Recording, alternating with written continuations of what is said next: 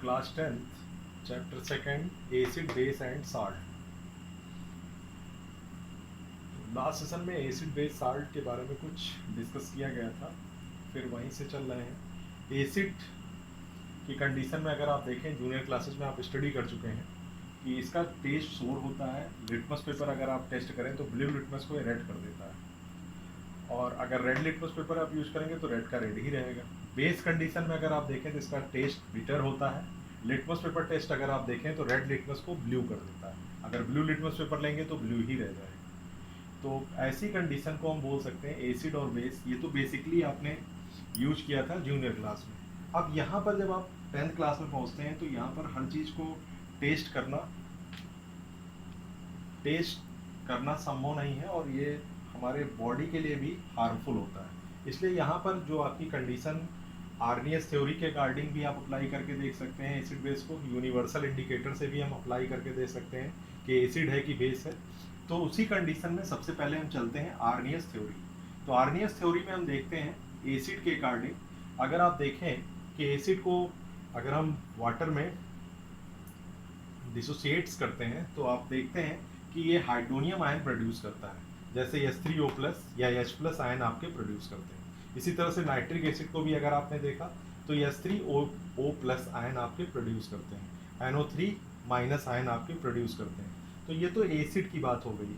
अब एसिड की हम बात करते हैं, इसी तरह से बेस की भी कंडीशन अगर आप ले लें तो बेस को भी अगर हम डिसोसिएट करते हैं वाटर के साथ तो आप देखते हैं यहाँ पर OH, यहाँ पर H+ आयन निकल रहा था, वहाँ पर क्या प्रोड्यूस होगा OH निगेटिव।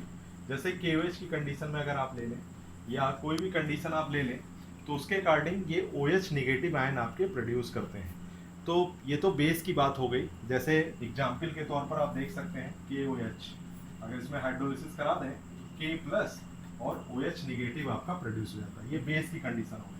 अब एसिड को हमने देखा कि 2 टाइप से डिवाइड भी किया गया है, क्लासीफाई किया गया।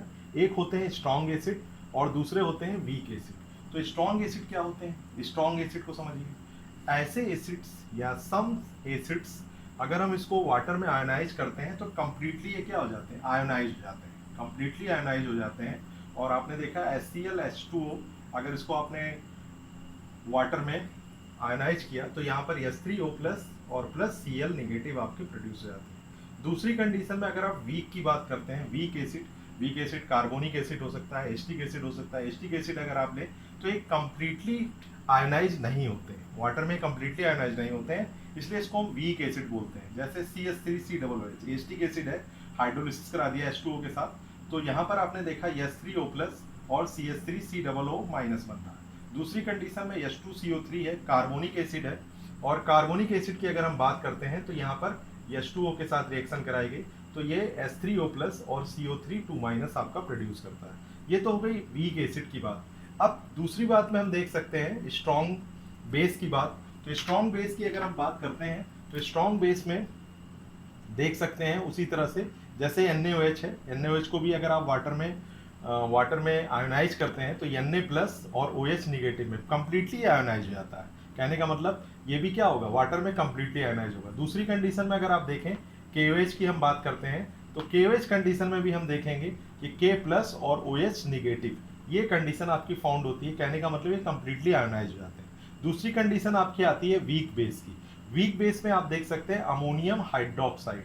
तो अमोनियम हाइड्रोक्साइड का एग्जाम्पल हम ले सकते हैं। इसको भी अगर हम देखें तो ये कंप्लीटली आयोनाइज नहीं होता है, ये कंप्लीटली आयोनाइज होगा और ये कंप्लीटली आयोनाइज नहीं होता है, इसलिए इसको हम बोलते हैं वीक बेस, जैसे NH4+ OH-। इसी तरह से कैल्शियम हाइड्रोक्साइड है, तो कैल्शियम हाइड्रोक्साइड को भी अगर हम आयोनाइज करते हैं, ये कैल्शियम हाइड्रोक्साइड है, इसको अगर हम आयोनाइज करेंगे वाटर के साथ तो ये Ca2+ और 2OH- में ब्रेकिंग हो जाती है, तो ये कहलाते हैं आपके वीक बेस।